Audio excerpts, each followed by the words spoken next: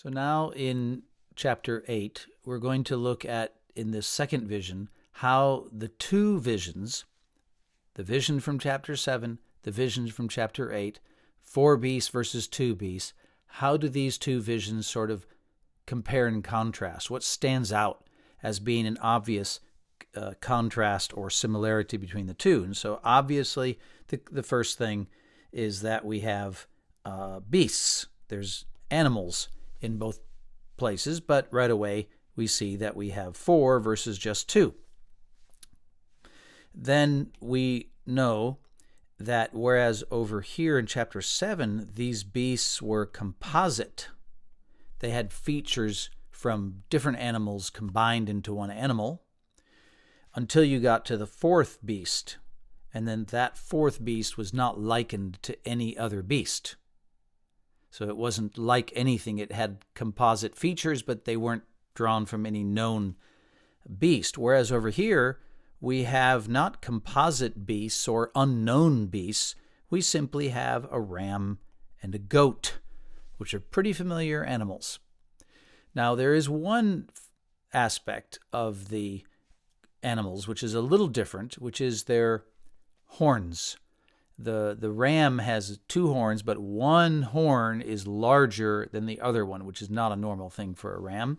And then as far as the goat begins as a unicorn. It has one large horn, which goats do not have. They have 2 little horns.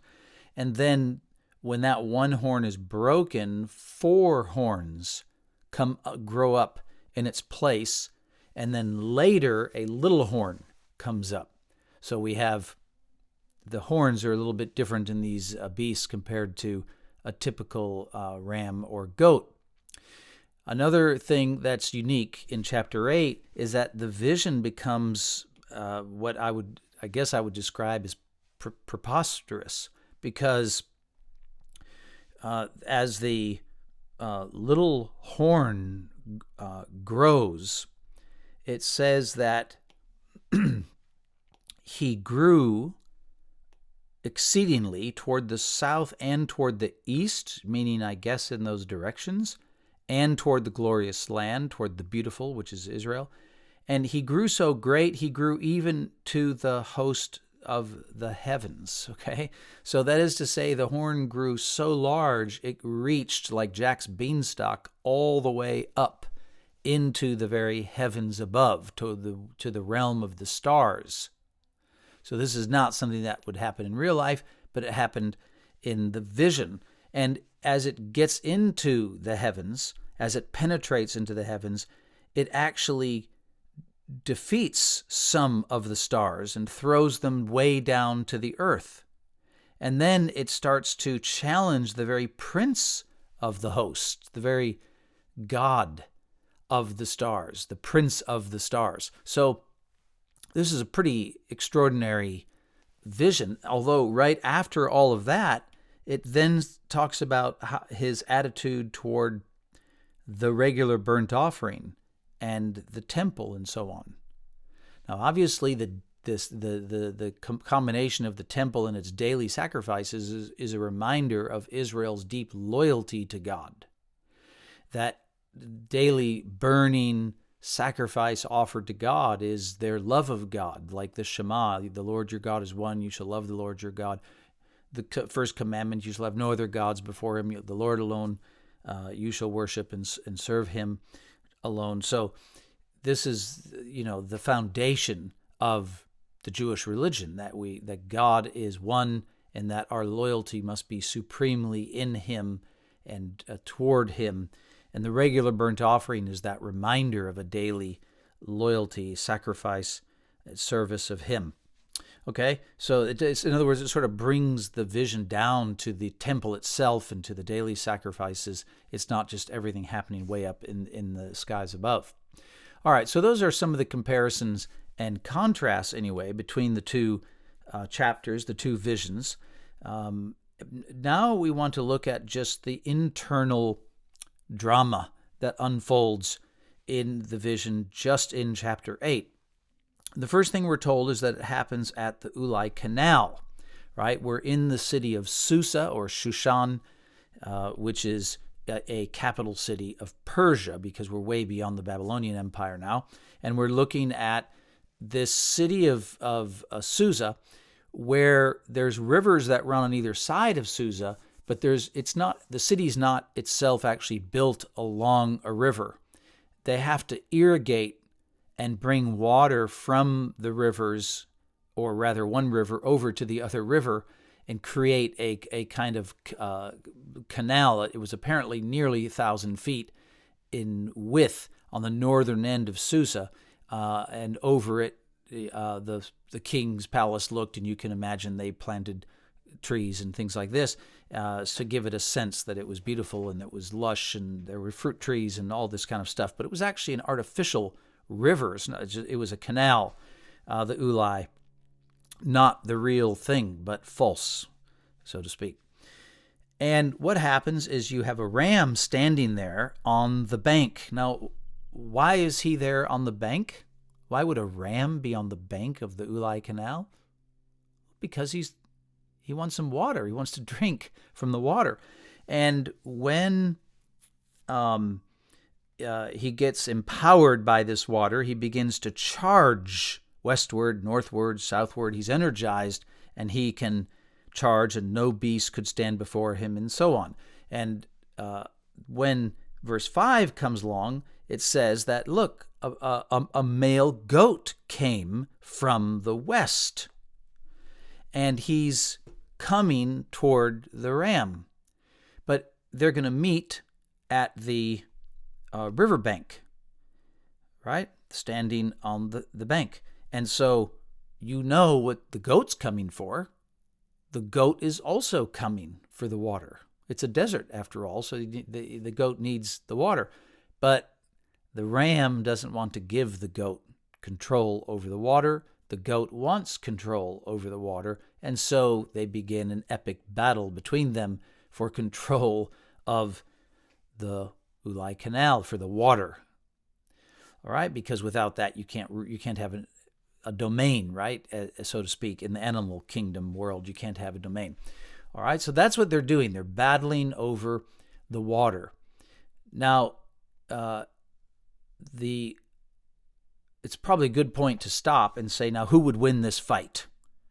Would a goat win, or would a ram win? Well, a ram is twice the size of a goat, so that alone, you would think probably the ram's going to win. And they're fairly fast as well. But a goat, which is smaller, is actually going to be the animal that wins in this particular fight. So how could a goat defeat a ram, which is twice its size? And the answer is velocity. When it's coming at the ram, it's coming so fast, it's not even touching the ground. Now, of course, it also has that unicorn as well. It had this large horn, this conspicuous horn, which doesn't hurt. But it's the sheer velocity. Now, think of this. If I hold a bullet, just a one bullet, and I throw it up in the air and then catch it in my hand, it doesn't damage my hand. It doesn't even hurt. It seems like that bullet is so small, it really couldn't do anything much to my hand. I mean, if I gave it to you and you threw it as hard as you could at my hand, I mean, it might sting a little, but it's not really going to do much, a little bullet. But if you give it enough velocity and shot it through my hand, it could tear my hand off my arm. So velocity is the key here. The goat comes with velocity. Also, as we'll learn later into the vision, the little horn that comes up is a very clever little horn. He knows riddles and things like this. So that's the other feature that this goat has, which in real world terms, right? A ram is a male sheep. It's dumb. But a goat is a very, very smart and clever creature. So this is the other way in which the goat can win, is that it can be very clever. But of course, clever means not just smart, but sort of manipulative and so on. So the goat is going to be very clever, and he can outwit, is another feature that he has at his disposal. Okay, so just to step back, remember, as you get into the second half of the vision, one really nice thing about this vision is we're not left in the dark at all about who these animals are. We know for a fact that the ram is Persia, the Medo-Persian Empire, and the goat is Greece. And sure enough, the Greeks came after the Persians. The Persians were an Eastern empire, the Greeks a Western empire. The Persians came first, then the Greeks. The Persian Empire was significantly larger than the Greek Empire, so this large ram is a fitting description of it. Its two horns, the Medo-Persian kings, and one being more powerful than the other and rising up, is fitting features for the Medo-Persian world. And then, of course, the Greek Empire, which originally came against the Persians under Alexander the Great, and so it had just this one giant horn. But then that horn was broken because Alexander died, and out of Alexander's empire came four horns, four different kings from different parts of the east of the empire, east, west, south, north. And the ones we're concerned about most, that will be later, are the western and the southern and eastern kings or horns, which are Seleucus in the north and Ptolemy in the south, the Seleucid Empire and the Ptolemaic Empire. And the little horn comes much later. The fact that he comes after all of these other horns means he's coming in the future.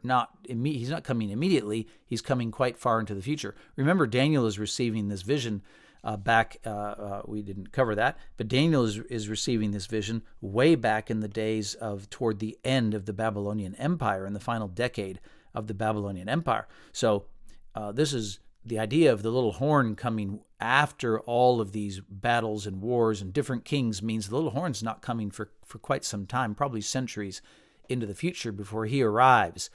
So the little horn will stop the temple worship, will cast truth to the ground, will halt the daily sacrifice, and therefore challenge the loyalty of the Jews. And the reason that he halts the sacrifices, of course, and sets up what is going to be called the abomination of desolation. He sets up an altar to his god, to Zeus, upon the altar, and sacrifices a pig, and may have set up a statue as well to his god. The idea is, the way the writer tells this is that he's casting truth to the ground. Now, what does it mean by that? He's casting truth to the ground. Well, what it means is he is directly challenging Yahweh, and he's just standing there, with his arms folded, and he's saying to the Jews, "Look, where is Yahweh? I mean, either Yahweh doesn't exist because he's not shown up here to rescue you, or he exists and he doesn't really care about you. You're not really his select nation that he's chosen of all the nations." So he's challenging the truth of the Jewish religion. He's throwing it to the ground and inviting them to give up believing in God, being loyal to God above all things, and to transfer that loyalty to the Greek way of looking at the world, the Greek worldview, to the Greek kings. They should be loyal to them and to their gods, and so on, and give up on Jehovah. And then, of course, the final thing about the vision is that the question is raised, how long is the vision? So how long would Yahweh allow his sacrifices to be halted by a Gentile king, and God to be blasphemously challenged as to his very existence and his love for his people? How long would God allow this to happen? And the answer is not very long at all, just for 2,300 evenings and mornings. Some think that this means roughly 3 years. Others think it's roughly 6 years, double that, 3, 3.5, 6, 6.5, 7, whatever it is. The point is that they're not quite sure how to read the meaning 2,300 evenings and mornings as to whether that means 2,300 days or half that amount of days. Either way, it's just a few years. That's the point. It's even though these things stretch out over many centuries, these empires rise and fall, many, many kings rise and fall over many, many centuries. When this particular little horn arises, his reign over Jerusalem will be very short. God will cut it short because God will not allow this for very long. All right, so that's how that vision sort of works internally. Notice we didn't really have to talk a ton about the Persians and Greeks to sort of try and understand it. What we need to do now is we need to overlap the vision in chapter 8. This is your task for next time. We need to map it onto chapter 7.